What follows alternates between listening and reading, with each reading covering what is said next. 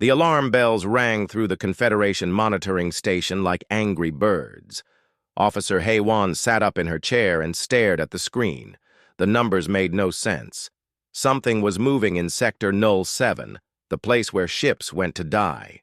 "This can't be right," she said to herself. She hit the reset button 3 times, but the reading stayed the same. A ship was in there. A ship that should not exist. Haywan called her boss. "Sir, we have a problem." Admiral Tae-hyun Choi was eating his lunch when the call came. He was a big man with gray hair and tired eyes. He had been watching the Forbidden Zone for 20 years. Nothing ever happened there. Nothing ever came back. "What kind of problem?" he asked.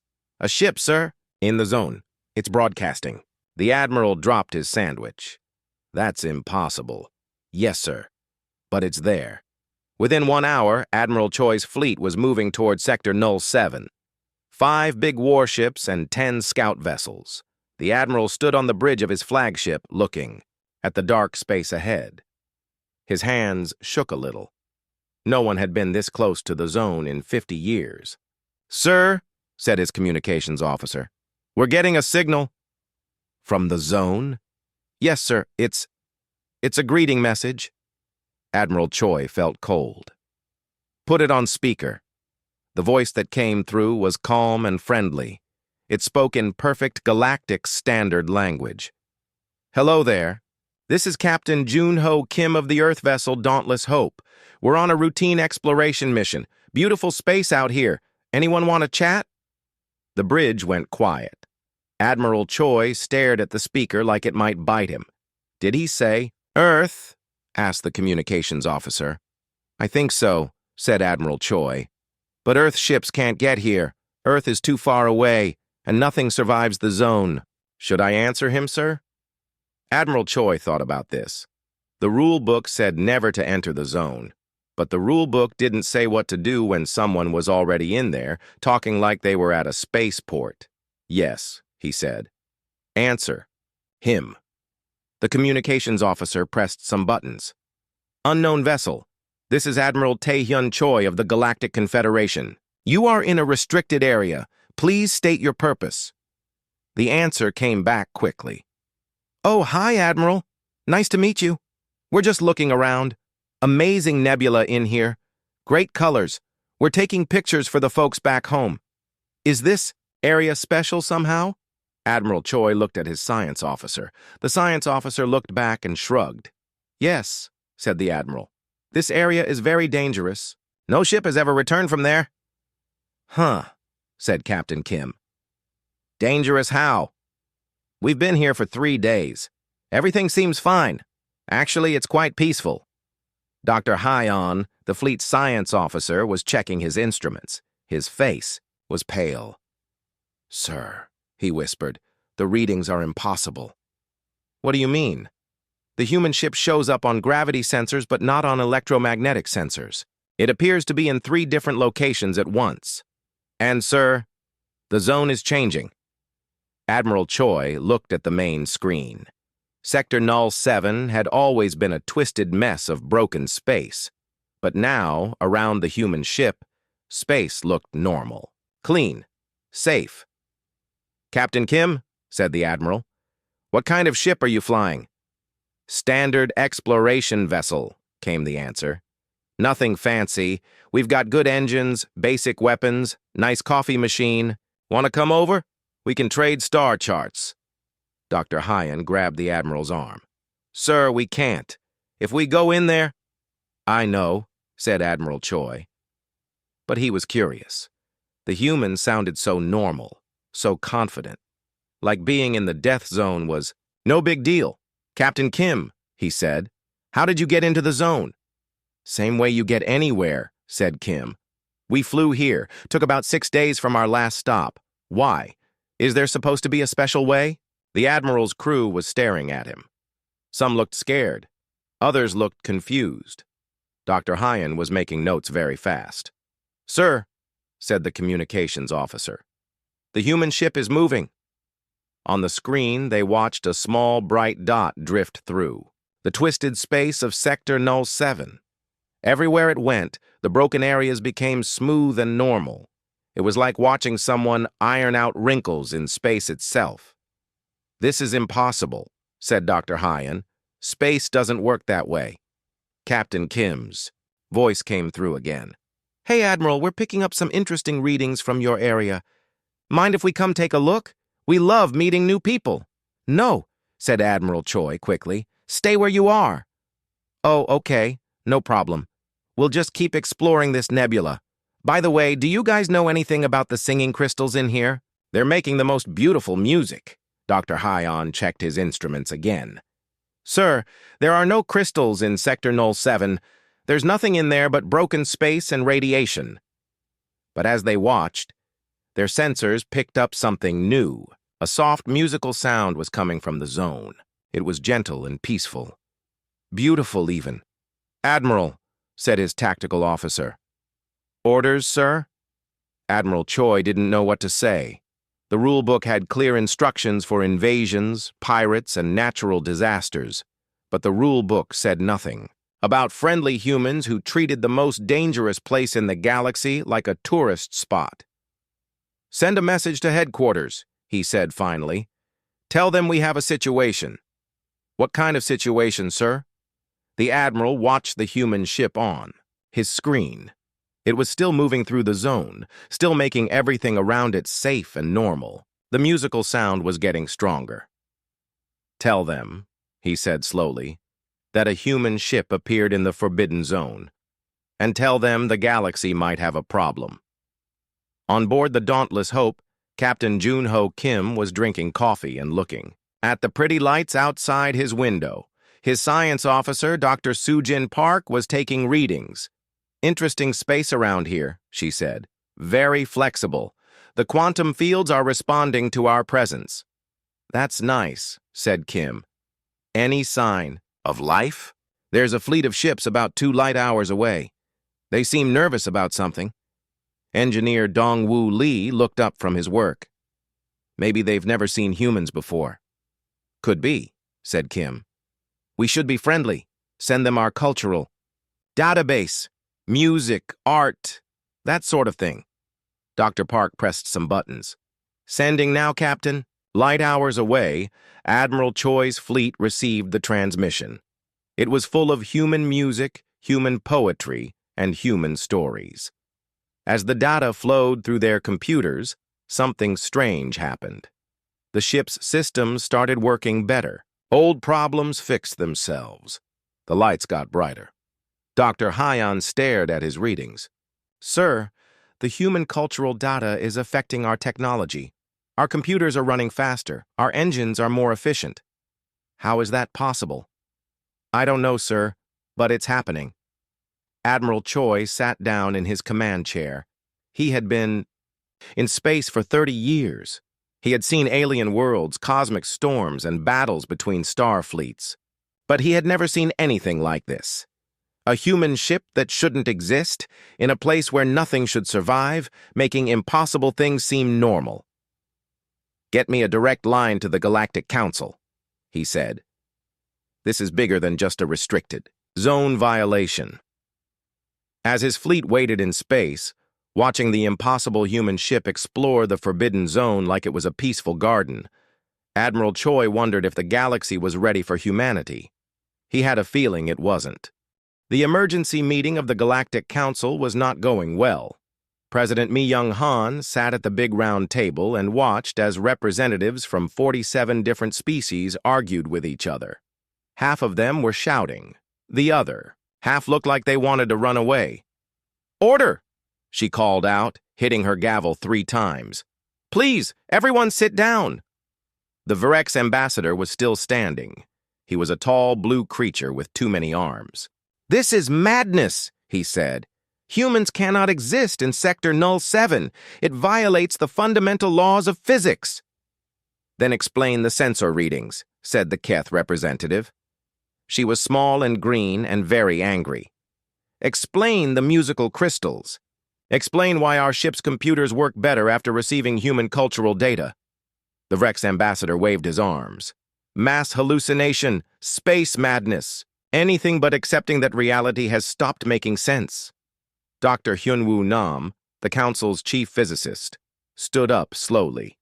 He was an old man, with white hair and sad eyes. "I have reviewed all the data," he said quietly. "The human ship violates 17 fundamental laws of physics. It exists in quantum superposition. It changes local space-time just by being there." "Then it's a weapon," shouted the Zephyrian delegate. "They're using some kind of reality-altering technology against us." President Han rubbed her temples. She had been awake for 20 hours, reading reports that made no sense. "Dr. Nam, in your professional opinion, are the humans using any kind of technology to achieve these effects?" Dr. Nam looked tired. "No, Madam President. As far as we can tell, they don't even know they're doing it. Captain Kim seems genuinely confused when we ask about his ship's impossible properties." Ambassador Sora Yoon raised her hand. She was the council's expert on first contact situations. "I've been monitoring their communications," she said. "The humans are treating this like a normal exploration mission. They're taking pictures, collecting samples, and broadcasting tourist reports back to Earth." "Tourist reports?" asked President Han. "Yes. Captain Kim sent a message to his family saying the nebula is prettier than Hawaii and that he found some cool singing rocks." The council chamber went quiet. Then the Altarian representative started laughing. It was a strange, chirping sound. "They think the most dangerous place in the galaxy is a vacation spot?" "It appears so," said Ambassador Yoon. President Han looked at the main screen, which showed a live feed from Admiral Choi's fleet. The human ship was still moving through Sector 07, leaving a trail of normal space behind it. As they watched, more human ships appeared. "How many are there now?" she asked. 7 ships, said Dr. Nam, all broadcasting the same casual messages. One of them is advertising tours of the beautiful Forbidden Nebula for only 50 credits per person. The Vrex ambassador fell into his chair. "They're commercializing it." "Yes," said Dr. Nam. "They've set up a small gift shop." President Han stared at the screen. She had been president of the Galactic Council for 8 years. She had dealt with trade wars, territorial disputes, and 3 different attempts to destroy all life in the galaxy. But she had never dealt with tourists in a place where reality didn't work properly. "What do the humans want?" she asked. Ambassador Yoon checked her notes. "Standard diplomatic contact. They've requested a meeting to establish friendly relations and maybe trade some recipes. Captain Kim specifically mentioned that his ship's cook makes excellent kimchi." "Kimchi? It's a human food. Fermented vegetables." The Keth representative stood up. "While we sit here arguing, the humans are changing the nature of space itself. 3 more forbidden zones have started to stabilize." This was true. Reports were coming in from across the galaxy. Wherever human ships went, dangerous areas became safe. Broken space healed itself. Ancient problems solved themselves. Dr. Nam pulled up a holographic display. "The humans visited the Gordian Nebula yesterday. It had been impossible to navigate for 3,000 years. Now it's a major shipping route." "How?" asked President Han. The human captain said it looked like a simple maze and flew straight through it. When other ships followed his path, they found it easy too. The Zephyrian delegate was getting red in the face. "This is clearly an invasion. They're using psychological warfare to make us think they're harmless tourists." "Then why?" asked Ambassador Yoon. "Did they send us a fruit basket?" Everyone turned to look at her. "A what?" asked President Han. "A fruit basket. It arrived this morning with a note saying, 'Thanks for the friendly welcome. Looking forward to meeting everyone.' It's sitting in my office right now." The Altarian representative started laughing again. "They sent the Galactic Council a fruit basket?" "Yes, it has a little ribbon on it." President Han closed her eyes and counted to 10. Then she counted to 20. It didn't help. "Are there any other developments I should know about?" Dr. Nam cleared his throat. "The humans have started a cooking show." "A what?" They're broadcasting cooking lessons from inside Sector Null 7. Cooking with Captain Kim is apparently very popular. Over 2 billion people watched yesterday's episode about making space ramen. The Vrex ambassador put his head in his hands. This is insane. It gets worse, said Dr. Nam. The cooking show is somehow making local space more stable. The more people watch it, the safer the area becomes. President Han looked around the chamber. Half the representatives looked confused. The other half looked scared. A few looked hungry, probably thinking about the cooking show. "What are our options?" she asked. "We could declare war," said the Zephyrian delegate. "On tourists?" asked the Keth representative. "We could quarantine them," suggested the Vrex ambassador. "How do you quarantine someone who ignores the laws of physics?" asked Dr. Nam. Ambassador Yoon raised her hand again. "We could try talking to them." The chamber went quiet. "Revolutionary idea," said the Altarian representative, still chuckling. President Han thought about this. It was a simple solution, maybe too simple. "What would we say?" "Hello?" suggested Ambassador Yoon. Dr. Nam was looking at his instruments again. "Madam President, we have another problem. The humans have just opened a restaurant." "In the Forbidden Zone?" "Yes, they're calling it Cosmic Cuisine. The reviews are apparently excellent." President Han stood up. She was tired, confused, and hungry. The last part was probably because everyone kept talking about human food. "I'm calling a recess," she said. "Ambassador Yoon, contact the humans. Set up a meeting. I want to talk to these people face to face." "Yes, Madam President. Where should we meet?" President Han looked at the screen showing the impossible human ships in the impossible place, doing impossible things and acting like it was perfectly normal. "Apparently," she said, "anywhere we want. Reality seems to be optional now." As the council representatives filed out, arguing among themselves, President Han stayed behind.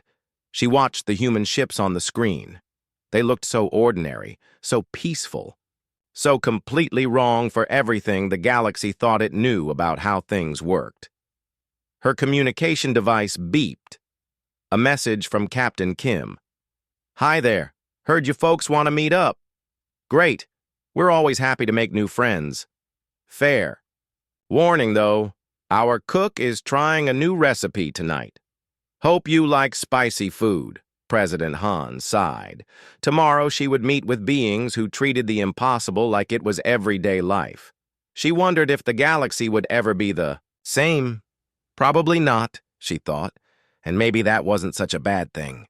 Dr. Yoonji Shin had seen many strange things in her career as a xenobiologist. She had studied creatures that lived in the hearts of stars and plants that grew in pure vacuum, but she had never seen anything like the readings from the human medical scans. "This is impossible," she said to her assistant. "According to these tests, humans exist in 17 different quantum states at the same time."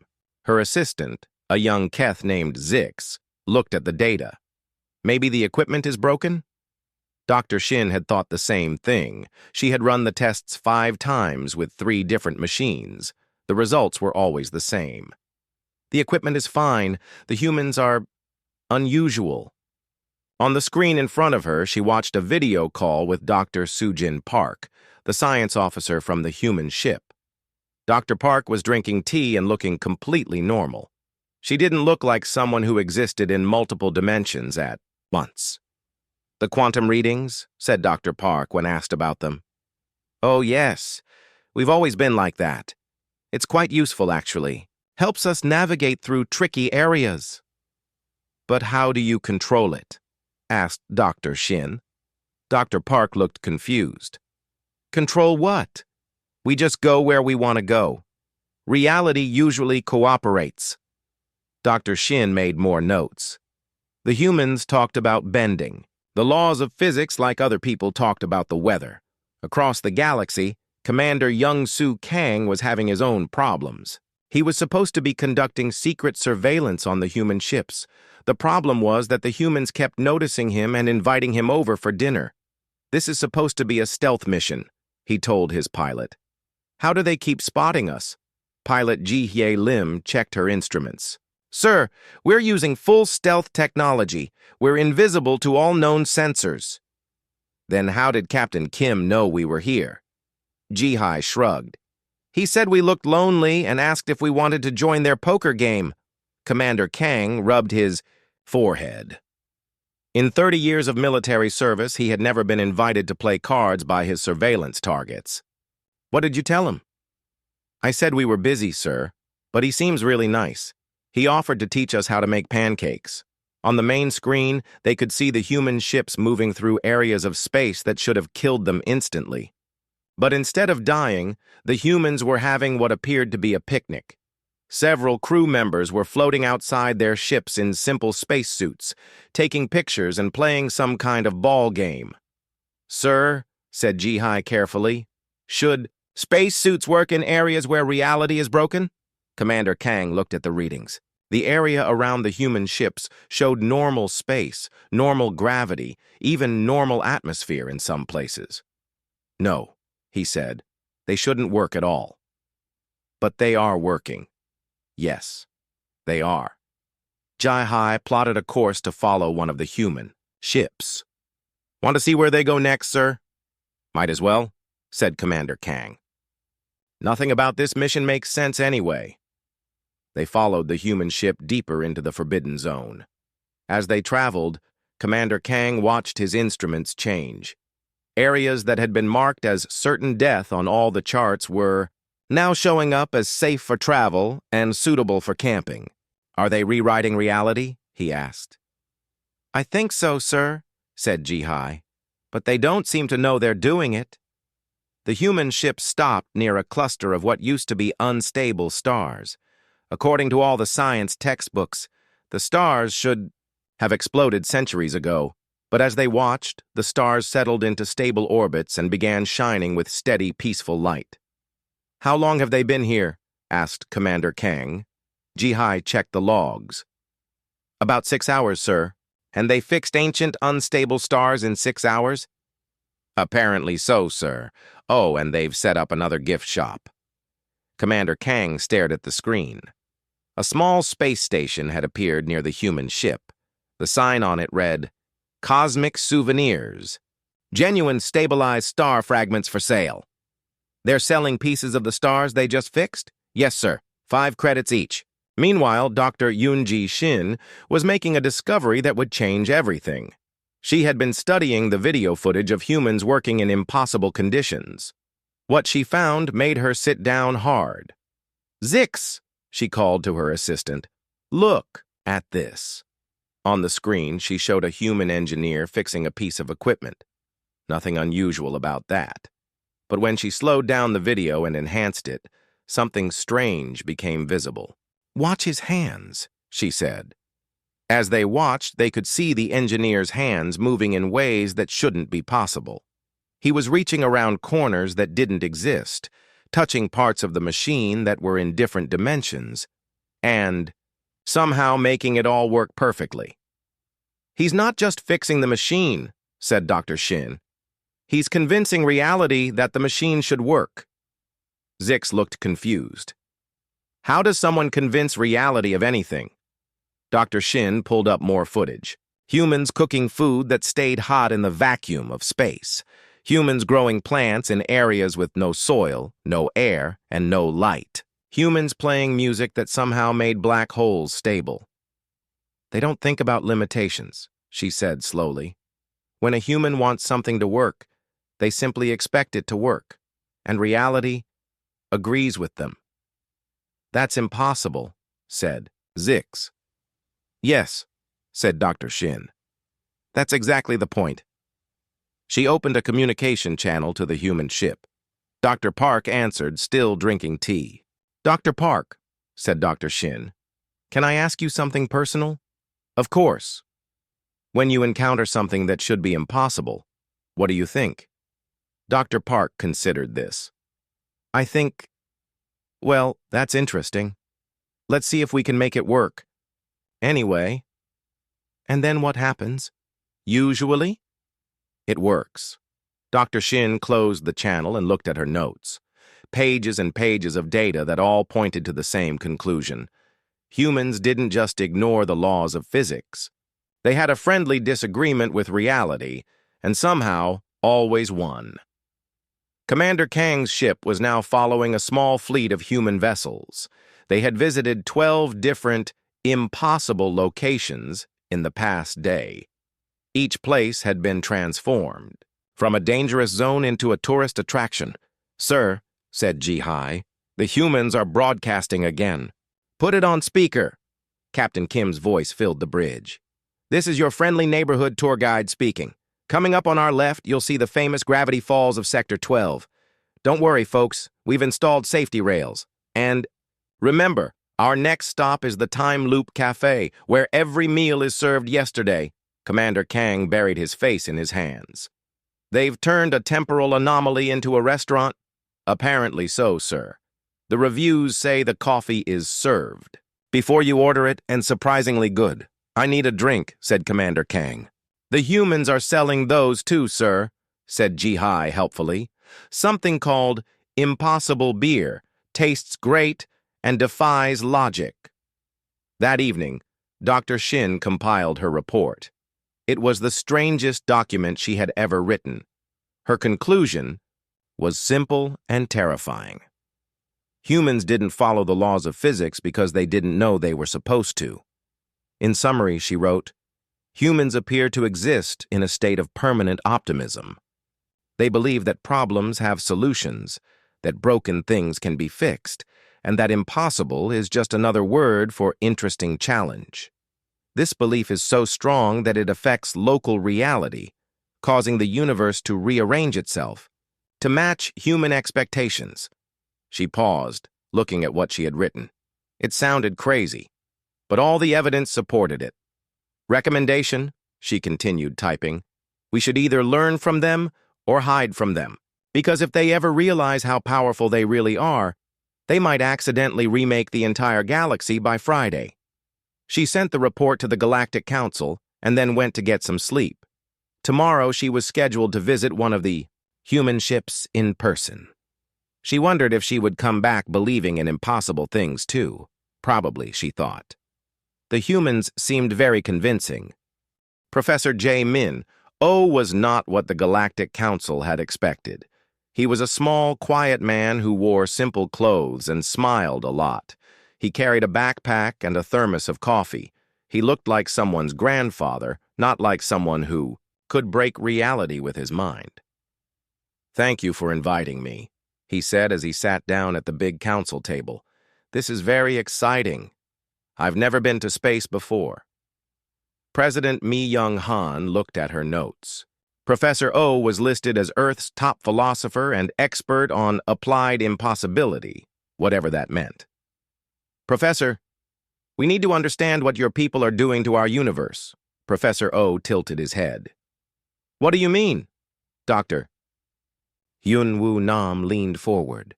"Your ships are violating the fundamental laws of physics. You're changing reality itself just by existing." "Oh, that," said Professor O, nodding. "Yes, we do that sometimes. It's not really on purpose, though." The Vrex ambassador slammed his hand on the table. "How can you accidentally break the laws of physics?" Professor O thought about this. "Well, we don't really think of them as laws, more like suggestions." "Suggestions?" The Vrex ambassador's voice went up an octave. "Yes, the universe is very flexible if you ask nicely." Dr. Hee-Sun Ko, who had been studying human reality fields for weeks, spoke up. "Professor, our research shows that humans exist in a constant state of quantum possibility. How do you control this?" "We don't," said Professor O simply. "We just expect things to work out for the best, and usually they do." President Han rubbed her temples. She was getting a headache. "But how is that possible?" Professor O poured himself some coffee from his thermos. "May I tell you a story?" "Please do." "When humans first went to space, everyone said it was impossible. Too dangerous, too expensive, too difficult. But we went anyway. When we wanted to walk on the moon, everyone said that was impossible too. But we did it. When we dreamed of traveling, between stars, everyone said it would never happen. But here I am. The council chamber was quiet. You see, continued Professor O, humans have a simple philosophy. We believe that impossible just means nobody has figured out how to do it yet. So we keep trying until we do. But that's just determination, said the Keth representative. That's not magic. Professor O smiled. Is there a difference? When you truly believe something can be done, when you refuse to give up, when you keep trying new approaches, sometimes the universe notices, sometimes it helps. Dr. Ko pulled up her data on her tablet.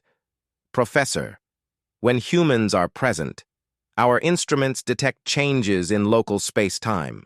Quantum fields align differently. Probability curves shift toward positive outcomes. How do you explain that? We're optimistic, said Professor O. Optimism is a very powerful force. The Altarian representative laughed his chirping laugh. You're saying that positive thinking can alter reality? Not positive thinking, said Professor O. Positive doing.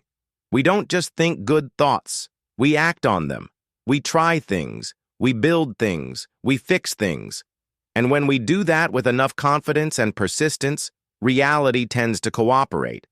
Meanwhile, in space near the former Forbidden Zone, Captain Xunhuan Park was giving tours to very nervous alien visitors. His ship, the Harmony Explorer, was full of delegates from 12 different species who had come to see human impossibility for themselves. If you look to your left, Captain Park was saying, you'll see the crystal gardens of Sector Null 7. 6 months ago, this was a radiation storm that could melt your DNA from 50 light years away. Now it's great for family picnics. A Zephyrian. Delegate raised a tentacle. How did you make it safe? We didn't, said Captain Park. We just treated it like it was safe. Turns out it was lonely and just needed some company.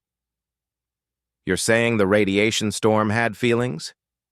Everything has feelings if you pay attention, said Captain Park cheerfully. The universe is basically one big conversation. Most people just forget to listen.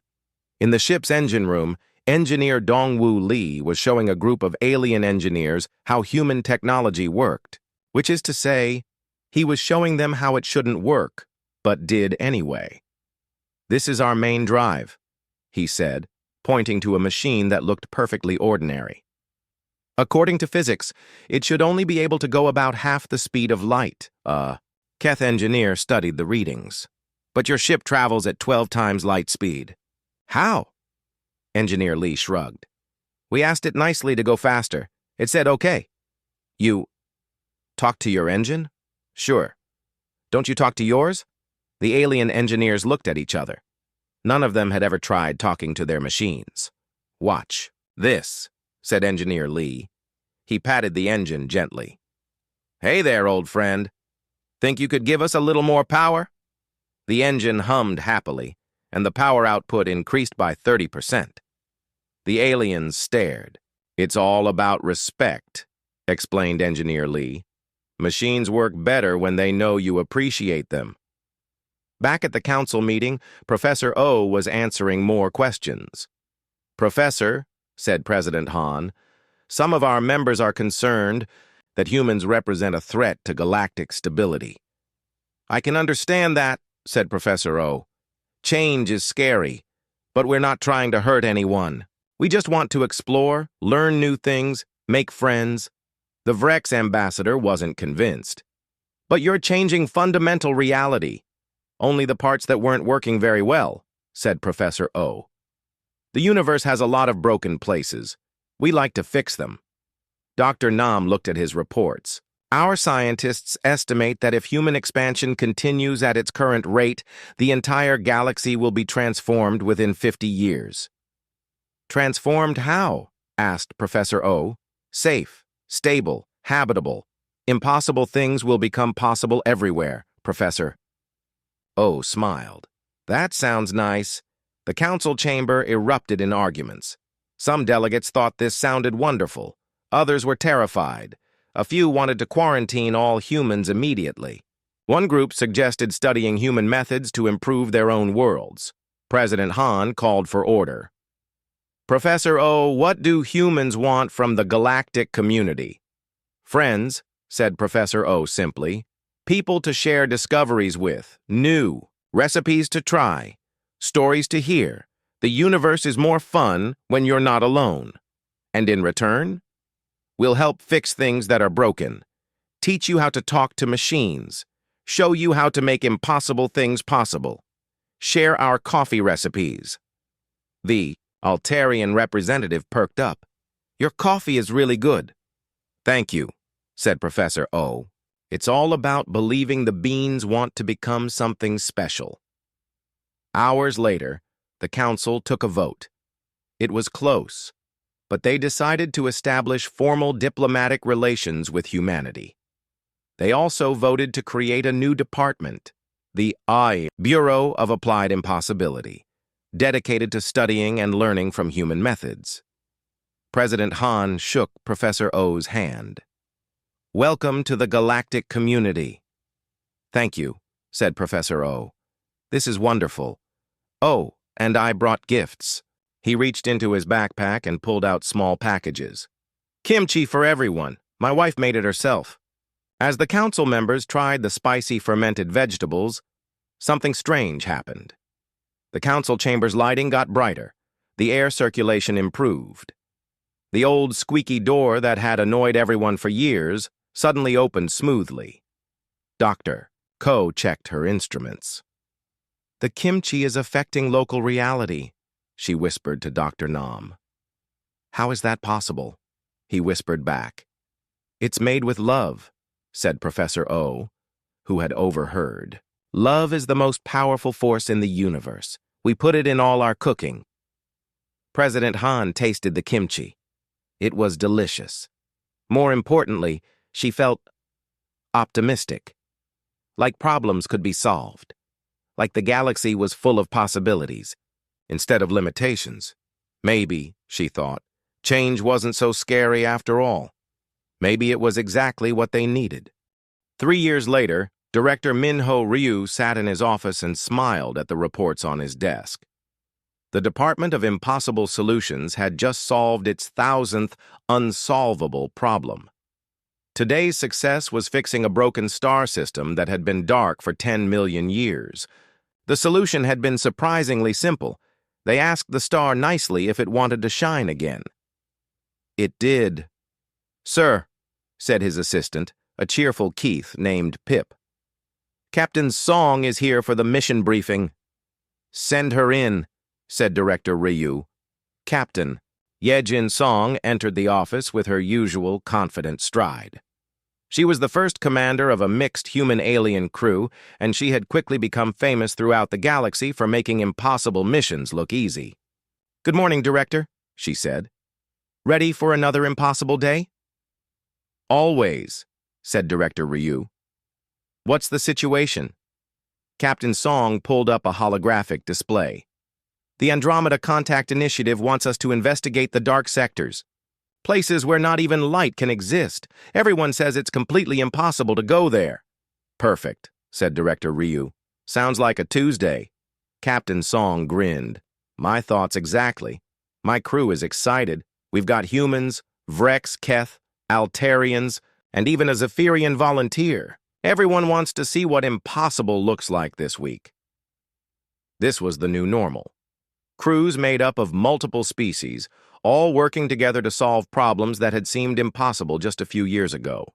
The secret, it turned out, was combining human optimism with alien expertise. Humans provided the belief that anything was possible. Aliens provided the knowledge of what needed to be done. "How's your Vrex engineer working out?" asked Director Ryu. "Corvex? He's amazing. At first he kept calculating why things wouldn't work. Now he calculates why they will work. Last week he convinced a black hole to run backwards just by showing it the math. And your Keth biologist? Zalara loves growing impossible plants. She's created flowers that bloom in pure vacuum and trees that produce breathable atmosphere. She says the plants are just happy to have someone believe in them." Director Ryu nodded. This was how things worked now. Humans taught other species to think beyond limitations. Aliens taught humans to understand what they were actually accomplishing. Together, they were reshaping the galaxy one impossible project at a time. His communication device chimed. "Sir," said Pip, "Ambassador Kim is calling from Earth. He says it's important." Director Ryu accepted the call. Ambassador Junseo Kim appeared on the screen, looking excited. "Minho, great news! The Galactic Council just approved the new charter amendments." "Which ones?" "Reality flexibility protocols. Official recognition that the laws of physics are more like guidelines. And the big one, every species now has the right to attempt impossible things." Director Ryu leaned back in his chair. "They're making optimism a legal right?" "Essentially, yes. Also, we're establishing impossibility schools on every major world, places where people can learn to think beyond conventional limitations." This was bigger than Director Ryu had expected. "What about resistance from the conservative factions?" Ambassador Kim laughed. "Hard to argue against success. The galaxy has seen more positive changes in the last 3 years than in the previous 3,000. Crime is down because criminals are finding more interesting things to do. Wars have basically stopped because it's more fun to explore impossible places together. Even the economy is booming because people are creating things that shouldn't exist, but do anyway. Any problems? Well, the Department of Reality Maintenance is complaining that they don't have enough work anymore. Apparently, things just fix themselves now. That doesn't sound like a problem? It's not. But they want to retrain as tour guides for the impossible places. Speaking of which, how many forbidden zones are left?" Director Ryu checked his files. "None. The last one became a vacation resort yesterday. The stellar graveyard is now called Peaceful Memorial Gardens and offers meditation retreats." "Excellent. Oh, and one more thing. Dr. Sujin Park just won the Nobel Prize for Impossible Sciences. What did she discover this time?" "She proved that hope is a fundamental force of nature, like gravity or electromagnetism. Turns out it's been holding the universe together all along. We just never noticed." After the call ended, Director Ryu looked out his window at the city below. It was a sight that still amazed him. Buildings that floated without support because their architects believed they should. Gardens growing in mid-air because the plants trusted their gardeners. Transportation systems that worked on pure optimism and somehow never broke down. "Sir?" Pip poked her head into the office. "The expedition to the dark sectors is ready to launch. Any last-minute problems?" "The usual. Engineering says the mission is impossible. Science says it violates everything we know. Command says it's too dangerous." "And the crew?" Pip smiled. "They say it sounds like fun." Director Ryu gathered his things and headed for the launch bay. This was how all their missions started now.